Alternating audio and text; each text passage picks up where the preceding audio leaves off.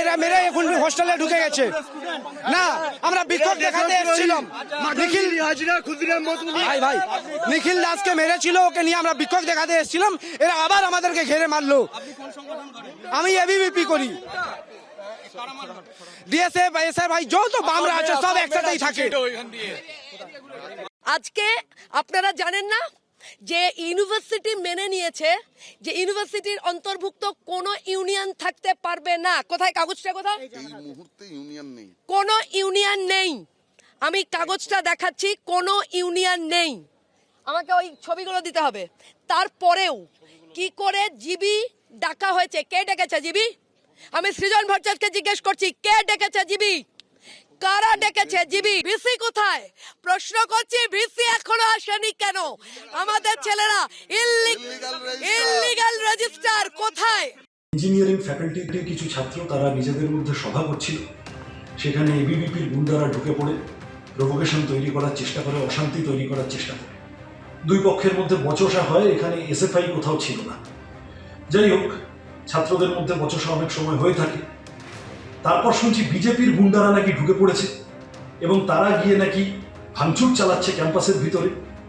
আরও হাস্যকর হলো, যাদবপুরের বিধায়িকা তিনি হঠাৎ চোরের মায়ের বড় গলার মতো করে যারা গুন্ডামি করলো তাদের প্রোটেক্ট করার জন্য কোথায় গিয়ে জানিয়ে দেখছি মিডিয়ার সামনে সুজন চক্রবর্তী বা আমার নাম করে চিৎকার চেঁচামেচি করছেন। আরে এত ভয় কিসের গণতান্ত্রিক প্রক্রিয়ায়? যদি এত অপছন্দ হয় যাদবপুরকে, ছাত্র ভোট ঘোষণা করুন না। এসএফ এই মাঝরাত্রিরে গুন্ডামি করার দরকার কি এত? এগুলো আসলে আপনারা যাদবপুর চত্বরে অস্থিরতা তৈরি করার চেষ্টা করছেন। গভীর রাতে উত্তাল হয়ে ওঠে অরবিন্দ ভবনের সামনের এলাকা। এসএফআই সহ অন্যান্য ছাত্র সংগঠনের ফেস্টুন পতাকায় আগুন ধরানো হয়। ভেতরে পড়ুয়াদের একাংশ বন্ধ গেট ধরে ঝাঁকাতে থাকেন এবিভিপির সমর্থকরা। ভেতর থেকে তাদের ইট মারা হয়েছে বলে অভিযোগ তোলে এবিভিপির সমর্থকরা। মারধরের অভিযোগ মিথ্যা, এমনটাই দাবি করেন অরবিন্দ ভবনে আশ্রয় নেওয়া পড়ুয়ারা।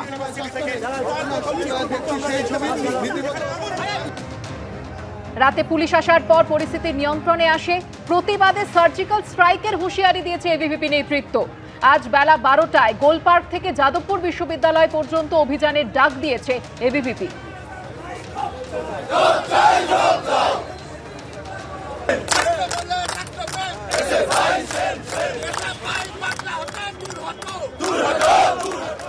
রীতিমতো উত্তপ্ত যাদবপুর বিশ্ববিদ্যালয় চত্বর। আমরা দেখতে পাচ্ছি এবিভিপি সমর্থক তারা কিন্তু বামপন্থী ছাত্র সংগঠনের যে সমস্ত পোস্টার ফেস্টুন পতাকা রয়েছে সেগুলো ছিঁড়ে ফেলছে এবং ঘটনার সূত্রপাত বুধবার সন্ধ্যাবেলায়, যেটা এবিভিপির তরফ থেকে আমার সহকর্মী ভগবান শাহ সেই ছবি দেখাচ্ছে।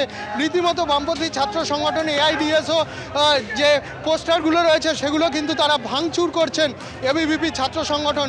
এবং তাদের যেটা অভিযোগ, বুধবার সন্ধেবেলায় কিন্তু জেনারেল বডির মিটিং ডাকা হয়েছিল এসএফআই সহ বামপন্থী ছাত্র সংগঠনের তরফ থেকে এবং তারপর কিন্তু সেখানে এবিভিপির সমর্থকরা যান এবং তারা কিন্তু এর প্রতিবাদ করেন। তাদের অভিযোগ, যেহেতু স্বীকৃত কোনো ছাত্র সংগঠন নেই তাই জন্য কিন্তু জেনারেল বডির মিটিং ডাকার কোনো অধিকার বামপন্থী ছাত্র সংগঠনগুলোর নেই এবং রাজ্য সরকার যেহেতু এই মুহূর্তে কোনো রকম ছাত্র নির্বাচন করতে চাইছে না তাই জন্য তারা তার প্রতিবাদ করে এবং সেই সময় অন্তত 6 জন এবিভিপির সমর্থককে এসএফআই সহ বামপন্থী সমর্থকরা মারধর করে, এরকম অভিযোগ তারা করে। এবিপি আনন্দ, এগিয়ে থাকে, এগিয়ে রাখে।